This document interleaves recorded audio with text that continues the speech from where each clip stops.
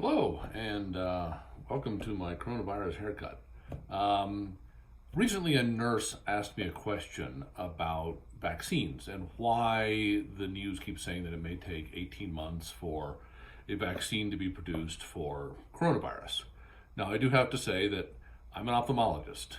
I'm a physician, but I'm not an immunologist and I don't develop vaccines, so this is not an area of significant expertise for me. However, as a physician, I do know a little bit about how medications are developed, and I think that can cast a great deal of light into the complexities of developing a completely new medication for a completely new disease.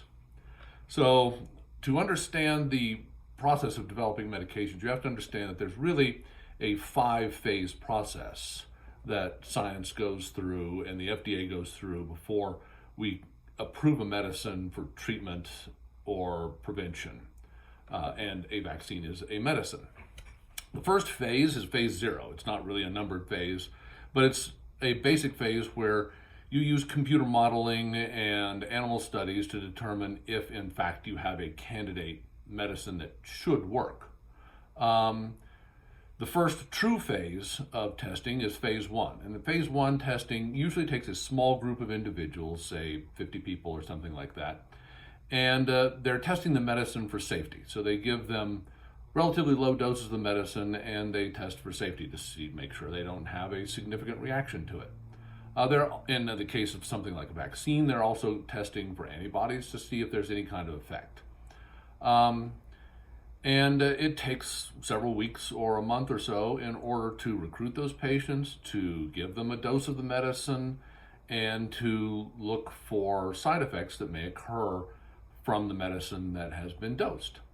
The second phase is more of an efficacy and escalation phase. So if there are very few adverse effects in phase 1, then in phase 2, you're actually giving a gradually higher dose of the medicine to a much larger group of people in order to determine the minimum dose that is effective and the maximum dose that's tolerated among that group of people. So and you're also, in the case of something like a vaccine, you're testing for antibodies and other things to see if there is evidence of a response to the medicine that's being given.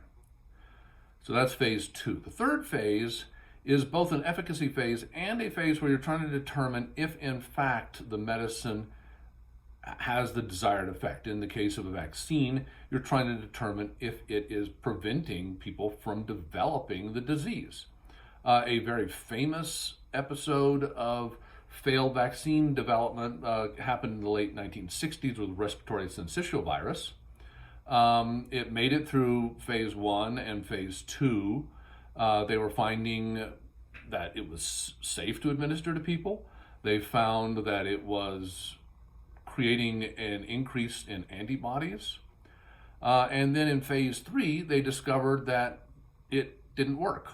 In fact, not only did it not work, but it actually made some people apparently worse who received the vaccine compared to people who hadn't received it. And so that was a phase 3 failure. To do a phase 3 study, you have to have enough population transmission of a disease in order to determine the efficacy and whether or not the vaccine is actually preventing individuals from developing it. That is kind of a problem that we had with the first SARS and the MERS outbreaks. The first SARS outbreak was 2003, 2004. MERS outbreak started around 2012. The first SARS outbreak actually did involve human-to-human transmission, but it was an extremely virulent form of a coronavirus, and it created illness very rapidly in people. And it had a very high death rate, I think close to 9%, but I may have to check the numbers on that. Don't quote me. But it was so pathologic that it was fairly easy to control by contact tracing because there wasn't this long period of people giving off the virus and infecting others before they were significantly sick and in the hospital. And so the first SARS outbreak actually burned itself out before we could really get into any kind of phase 3 testing. There were vaccines that were developed through, the phase 0, the phase 1, and some of them, I believe, even made it into phase 2 before the disease burned out, and it wasn't possible to complete a phase 3 series for that particular outbreak. Similar in MERS. MERS doesn't seem to be, or Middle East Respiratory Syndrome, which is another coronavirus, doesn't seem to be a disease that has significant person-to-person spread, except in very rare incidences where people are in very close proximity. It seems to be what's called a zoonotic disease that exists in animals. In fact, they think it's in camels, and that primarily most of the people who were developing the Middle East Respiratory Syndrome were people who had close and direct contact with camels. In that case, there was some attempts at developing some vaccines, but there wasn't a wide enough spread of the disease in order to really allow for a full range of phased studies on MERS. In the case of COVID-19, it appears that there is enough community spread and that we will be able to get to phase 3 studies. As of today, which is May 20th, a number of these vaccines are making it through the phase 1 studies, and there are several of them that are promising. Most recently, earlier this week, there was one from Oxford in England that looks very promising. So that brings us to the next question. Each of these phases actually takes time. As I said, it takes a month or two to do a phase 1 study to just determine if it's safe and if there's any effect. It takes several months to do a phase 2 study, and then it takes several months after that to complete a phase 3 study, because you have to recruit thousands of people and you have to test them beforehand and after, and you have to have them out in the community long enough to determine if fewer of them are getting sick, for example. And I left out phase 5 or 4. Technically it's the 5th phase, but it's called phase 4, and that's a comparative and efficacy study that's done after a medicine is released to make sure that it is at least as good or better than other medicines on the market and continues to be effective and doesn't develop some unforeseen complications that hadn't been recognized during phase 1 through 3. And occasionally medicines do get pulled off the market in that phase 4 comparative and efficacy phase of development. And so for coronavirus, it is going to take time. And the best case scenario, it appears that we, at the most rapid speed, even with Operation Warp Speed that has been much touted by our government, perhaps in the mid to late fall, we might have a candidate or several candidate vaccines that will be ready for production. That then brings us to the next issue, which is that you have to produce a tremendous amount of vaccine in order to prevent this disease. We think that for effective herd immunity, you probably need somewhere between 50 and even 70% coverage of the population. 50 to 60% probably is the minimum that you need in order to really slow the spread of a disease through society. In the United States, we have over 330 million people, so that means you need to give out over 150 million doses.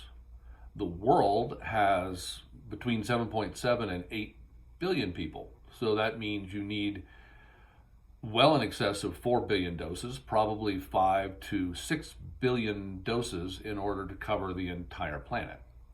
When we look at previous outbreaks that have occurred, such as the H1N1 outbreak in 2009-2010, the reality is that the first few 100 million doses of the vaccine were kept by the first world, by the United States and Europe, and were dosed on a on a basis where physicians and healthcare workers and highly vulnerable people were dosed first. And then as time went by, other people were dosed. I mean, for example, my hospital actually required me to go into the hospital and have the vaccine in the hospital by one of the hospital nurses where they could observe it and document it to make sure that I was vaccinated, because they didn't want their physicians and their healthcare workers spreading the disease, the H1N1, to their patients. My family, by contrast, wasn't able to get the vaccine for several months until all the healthcare workers had been vaccinated, and the vulnerable population, the elderly, the people with respiratory problems, obese, diabetics, etc. So there was a order of vaccination preference that occurred based upon your risk and your profession, frankly.